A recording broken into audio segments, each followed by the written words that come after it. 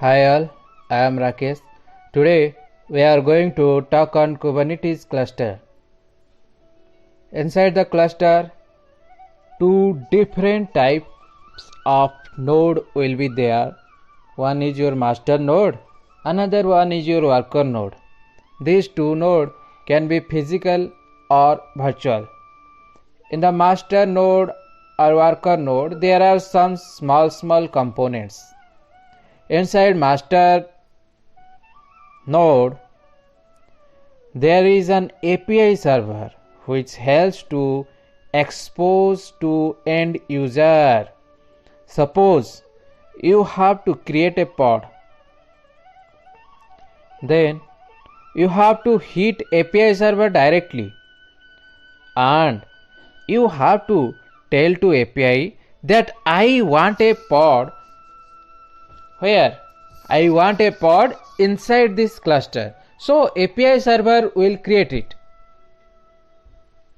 You told to API server that I need such kind of pod where this kind of image expected and this label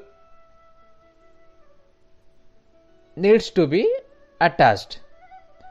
Labels means this pod is from like this pod is for production or for prod or maybe any testing environment.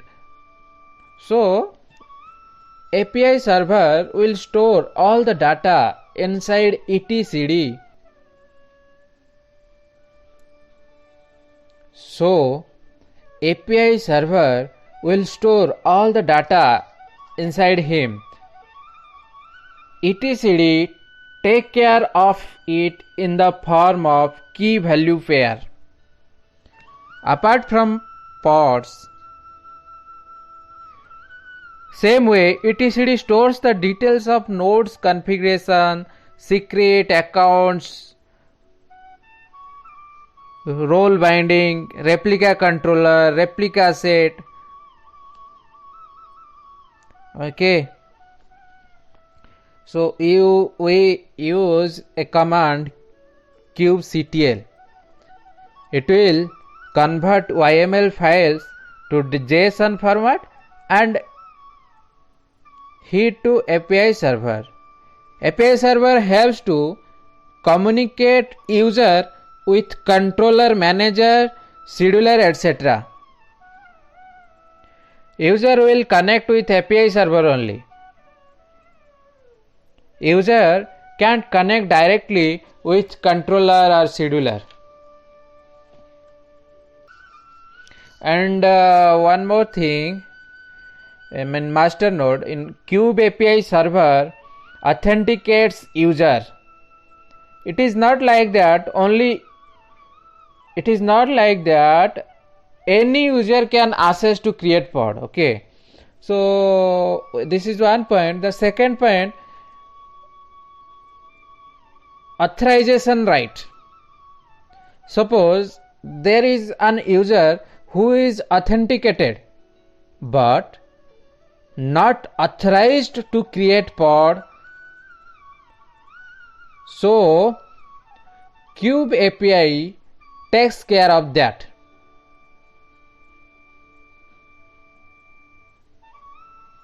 And one more thing, data retrieve update.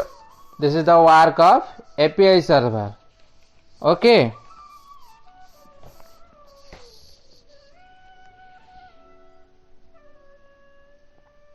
Then comes to scheduler. Suppose an user need a pod having 500 MB RAM and in your cluster 5 to 6 worker node are there. Okay, so suppose in worker 1 and worker 2 it is not having that much of space. I mean you need 500 MB RAM, right?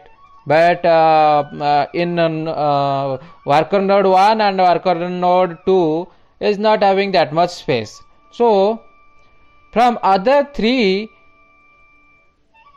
in one node it is 600 RAM remained, in other two 1 GB and 2 GB respectively. So it will give a remark to nodes. Okay, so scheduler will decide in which node the pod has to be scheduled. Here, pod will be scheduled in the node where 2 GB RAM is there, because as I told you, out of 5 or 6 worker node, 2 is having less than 5 MB RAM.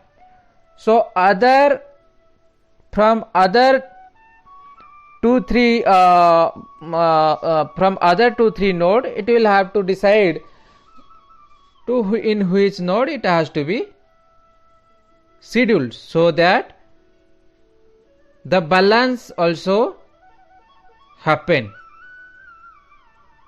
Okay, so in one sentence I can tell, scheduler will decide in which node the pod has to be scheduled. Then comes to controller. Controller types like replica controller, node controller. So replica controller, desired number of pod is running or not, it is the responsibility of replica controller. Let me repeat once again. Desired number of pod is running or not, it has to be taken care by replica controller. Then comes to node controller.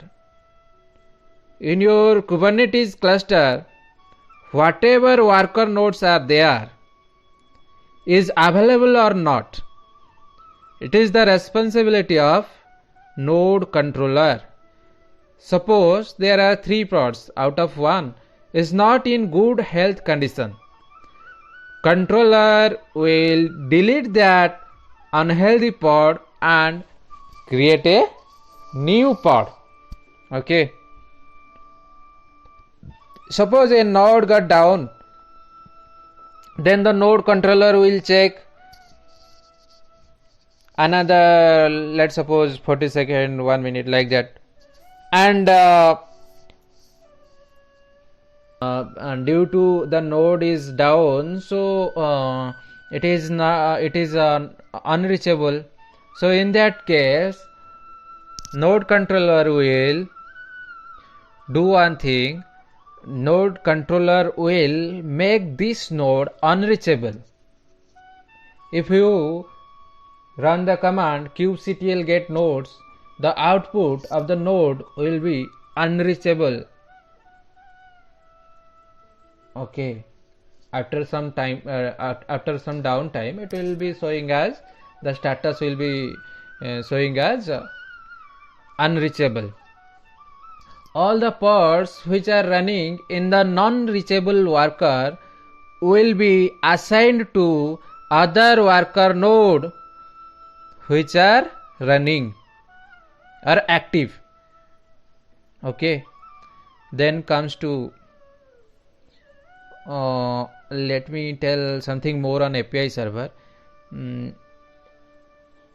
A primary management component, a client, worker node, or own component of master node, all will talk with each other with Kube API server. Let me repeat again. A primary management component, a client, worker node, or own component of master node, all will talk with each other with Kube API server. Suppose you run the command kubectl get nodes. Okay, it will hit to your API server. API server will retrieve the data from etcd, and again API will give an output to you. Okay, Then next comes to worker node. Worker node this is pod monitoring here happening actually. In worker node mainly kubelet, then container runtime and kubeproxy will be there. Okay, so kubelet will control the containers which are created by Kubernetes in the cluster. Actually here in your worker node, suppose Docker has also been installed and manually you created one container. In that case your kubelet is not going to support to that container. Okay, if you created a container by using Kubernetes, then only kubelet will take care of it, like creation, update, deletion work done by this kubelet only. Okay, then come to kubeproxy. Suppose you deployed an application inside your Kubernetes cluster. Inside that two pods are there. Suppose let's say one is DB pod and another one is your web pod. Suppose first pod get created at first node and second pod got created with second node. These two are not in same machine or instance, you can say. So network will not be same here, right? As one pod is getting created at one machine and second one is getting created at second machine, so here the network will not be same, right?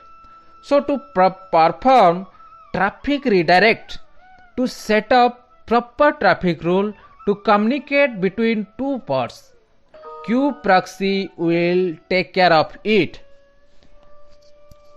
Okay guys, kubeproxy, the work of kubeproxy is to set up the network between two pods which are having different network. It could be same also, so kubeproxy will take care of that. Next come to container runtime. What is container runtime? Container runtime, in that Docker, then your container D, then Rocket, this is coming under that. It will be this either Docker or container D or Rocket, one of them will be there in the system. Hope I have covered all these points. API, then etcd will store the data, then scheduler I told, control manager told, kubelet told, kubeproxy told, then container runtime, that Docker, container D, those part covered. So guys, this is the architect part of Kubernetes. If you have any doubt related with Kubernetes architecture, please put your comment. I will try to give you the answer. Thank you. Bye bye.